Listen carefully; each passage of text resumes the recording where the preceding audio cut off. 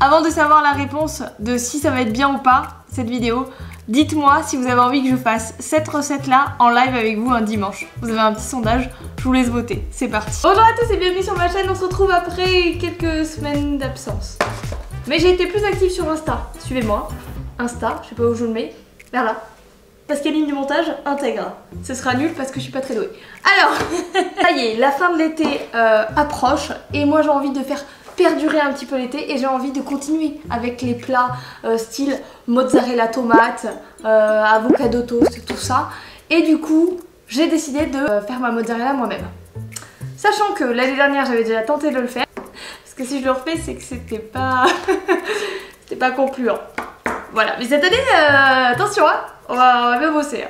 Vous allez voir. Avant de commencer ça, je vais tester une technique que mon meilleur ami m'a envoyée pour m'occuper d'un avocat et le couper. Enfin, vous allez voir. Je vous mettrai la petite vidéo maintenant pour que vous voyez qu'est-ce que je suis censée faire. Techniquement, on doit prendre un avocat, je dois le peler déjà et après, vous avez vu, je dois taper avec mon fouet et ça devrait rester le noyau, enfin... bref, t'as compris, mais je suis pas sûre que ça marche.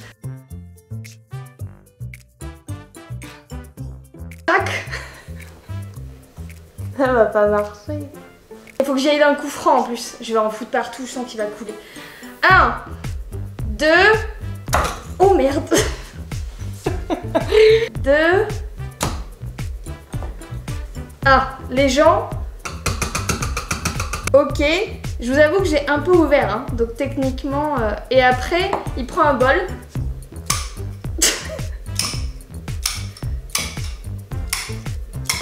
Oh, je fais de la purée d'avocat. Oh là là. Bon. Bah c'est un échec.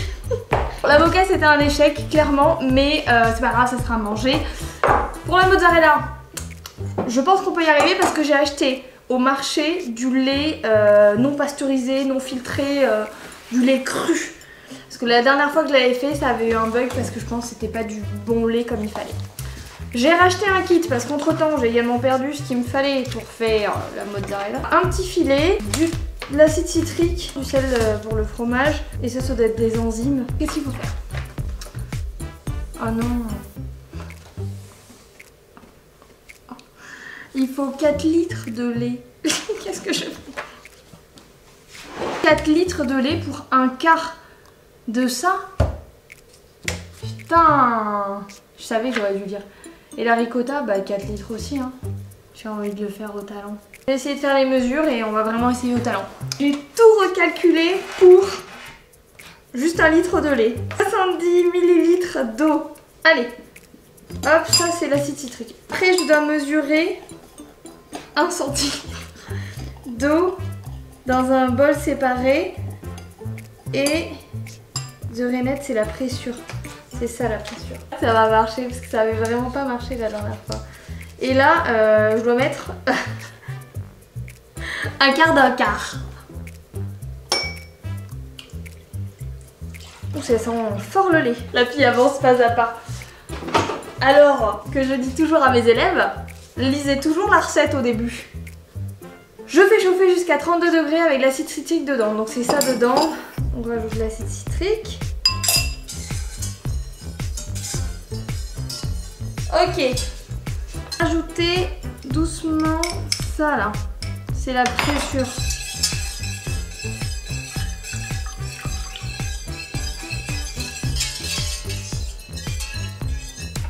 Couvrir.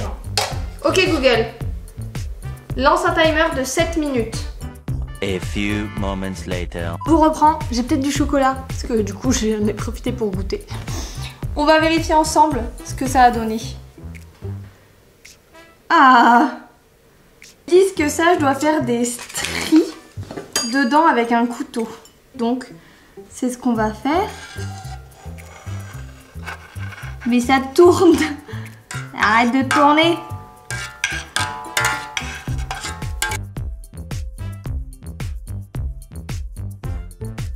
Maintenant, je dois faire chauffer ça à 42 degrés. 42. J'ai dépassé. Vous voyez, ça a fait une masse. Je dois mettre ça dans ça. Ça, on doit le micro-waver pendant 1 minute. Enlever le petit lait. Fold the curd. Replier. At this point, the curd will be loose and cottage cheese-like, ok. Je dois remicro-waver pendant 30 secondes et vérifier que la cœur c'est à 56. Je dois le replier plusieurs fois sur lui-même. Du coup, ça fait sortir le petit lait. C'est pas plus mal. Donc, j'arrive à faire de la mozza, c'est fou. Chaud, c'est très chaud. Je dois sprinkler du sel. Donc, je sprinkle du sel. On va pas trop en mettre, hein, parce que bon. Et squeeze with your hand to incorporate. Donc je squeeze. Et c'est chaud, c'est dans la tête. Ah, regardez-moi ça. J'ai fait ma première mozzarella. Et alors, je vous montre tout à l'heure, elle va se reposer. À tout à l'heure. On va faire goûter à Thomas à l'aveugle, on va voir ce qu'il en dit. J'ai fait de la mozza, j'en reviens pas. Bon. Je voulais récupérer ma mozzarella en me disant on va voir comment elle est et tout.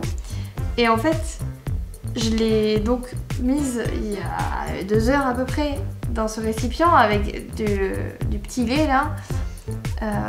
Et puis je l'ai consommé là. Et en fait, je me suis dit je vais aller voir à quoi il ressemble. Il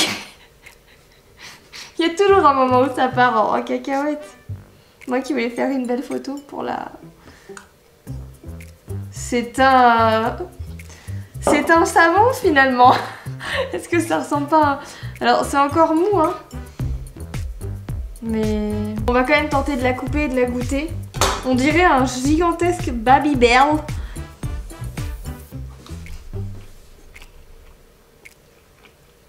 Non. C'est pas très bon. C'est très particulier. Autant la texture que le goût. C'est pas fou. Mais attendez, j'ai une vraie mozza, donc je vais voir si c'est le goût de la mozza. Que à la base, je me suis quand même dit, tiens, on va faire une comparaison, tu vois, avec de la vraie mozza. Mais pour qui est-ce que je me prends? J'ai envie de vous dire. Goûtez l'autre mozza parce que peut-être que... Il n'y a tellement pas la même texture. La texture est tellement soyeuse ici et souple ici. C'est une balle rebondissante. La mozza seule comme ça a quand même un goût un peu spécial. La mienne n'est pas si mauvaise que ça. On va retester. Pas si mauvais. Bon bah c'est un échec. Pas trop. Moyen. Dites-moi en commentaire si c'est un échec ou pas d'après vous. Je vous laisse. Et je vous dis à très vite pour une nouvelle vidéo. Salut.